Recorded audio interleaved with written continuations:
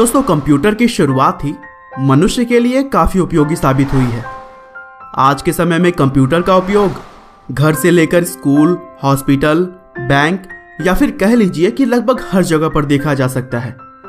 और समय के साथ साथ कंप्यूटर की संरचना में भी काफ़ी सारे बदलाव आते रहे। जो कंपनियां समय के साथ चलने में कामयाब रहीं, वो तो बाजार में अभी भी मौजूद हैं।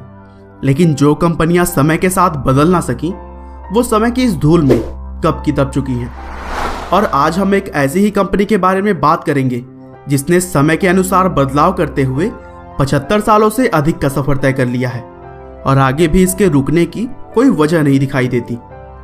हम बात कर रहे हैं अमेरिका की मल्टीनेशनल आईटी कंपनी एचपी के बारे में, जिसका हेडक्वार्टर कैलिफोर्निया के पालो अल्टो शहर में है। और जहां तक मुझे उम्मीद है कि एचपी नाम से तो आप भली भांति वाकिफ होंगे, लेकिन क्या आप जानते हैं कि इसका पूरा नाम हैवलेट पैकर्ड है, जो कि इसके फाउंडर्स के नाम पर रखा गया था। और इस कंपनी को दो लोगों ने मिलकर सिर्फ $538 में शुरू किया था।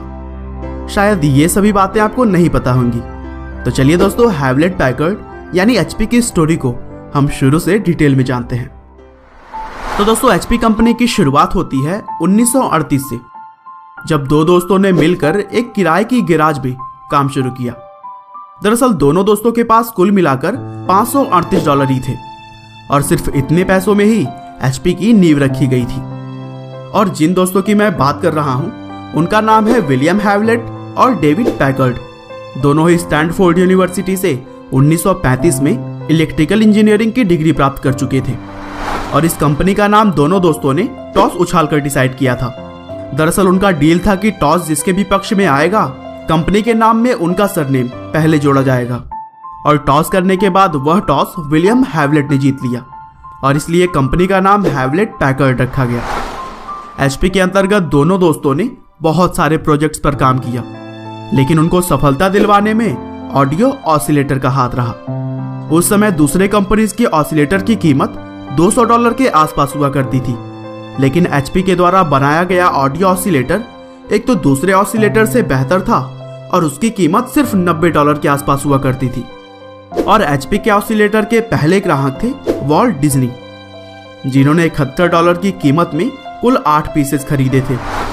60 के दशक में एचपी ने सोनी और योकोगावा इलेक्ट्रिक के साथ हाई क्वालिटी प्रोडक्ट बनाने का डील किया, लेकिन प्रोडक्ट्स महंगे होने की वजह से सफल नहीं हो सके।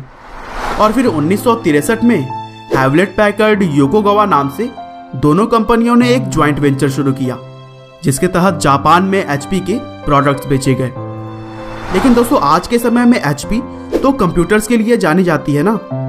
और इस फील्ड में एचपी का सफर शुरू हुआ 1966 से, जब कंपनी ने HP 2100 और HP 1000 नाम का मिनी कंप्यूटर बनाया। यह सीरीज काफी लोकप्रिय हुई और अगले 20 सालों तक लोगों ने इसे खूब इस्तेमाल किया। 1968 में एचपी ने प्रोग्रामा 101 नाम से दुनिया का पहला कॉमर्शियल कंप्यूटर भी लॉन्च किया, जिसकी कीमत उस समय करीब $5000 के आसपास हुआ करती थी। आगे चलकर एचपी ने 1972 में HP 35 नाम से दुनिया का पहला साइंटिफिक कैलकुलेटर भी बनाया।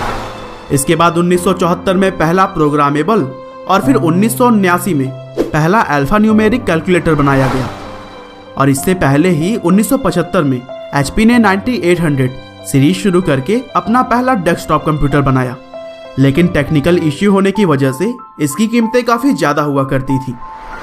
1984 में एचपी ने डेस्कटॉप कंप्यूटर्स के लिए इंकजेट और लेज़र प्रिंटर्स बनाने शुरू किए। और 1986 में एचपी ने hp.com नाम से डोमेन रजिस्टर्ड करवाया। इससे वह इंटरनेट पर डोमेन रजिस्टर्ड करवाने वाली दुनिया की 9वीं कंपनी बनी। 90 के दशक में एचपी ने अपना ज़्यादातर ध्यान कंप्यूटर और उससे जुड़े हुए इक्विपमेंट्स के ऊपर केंद्रित कर लिया था। इसीलिए एचपी ने 1989 में अपोलो कंप्यूटर और 1995 में कॉन्वॉक्स कंप्यूटर नाम की कंपनियों का अधिग्रहण कर लिया। 1999 में कंप्यूटर के अलावा सारे बिजनेस को एचपी से अलग कर दिया गया, जिसे कि एगिलेंट टेक्नोलॉजीज के नाम के तहत रखा गया।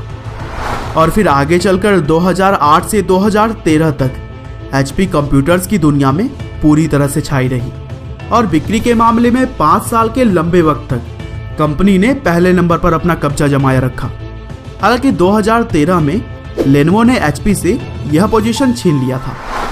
और इसी बीच 2010 में कंपनी के उस वक्त के CEO मार्क हर्ड पर लगे यौन शोषण के आरोप के चलते कंपनी के शेयर्स में भारी कमी देखी गई और कंपनी को लगभग उस समय $9 बिलियन का नुकसान झेलना पड़ा।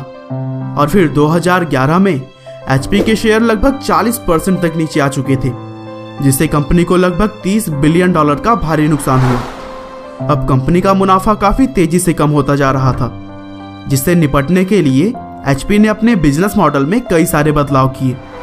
और 2014 में HP ने घोषणा की कि वह 2 अलग अलग कंपनियों में बंट रही है, जिसमें एक का नाम HP Inc. था और दूसरा HP Enterprises। और यह निर्णय कंपनी को आगे बढ़ाने में काफी मददगार साबित हुई। और आज भी HP अपनी बेहतरीन कंप्यूटर्स के लिए पूरी दुनिया में प्रसिद्ध है। आपका बहुमूल्य समय देने के लिए बहुत बहुत धन्यवाद।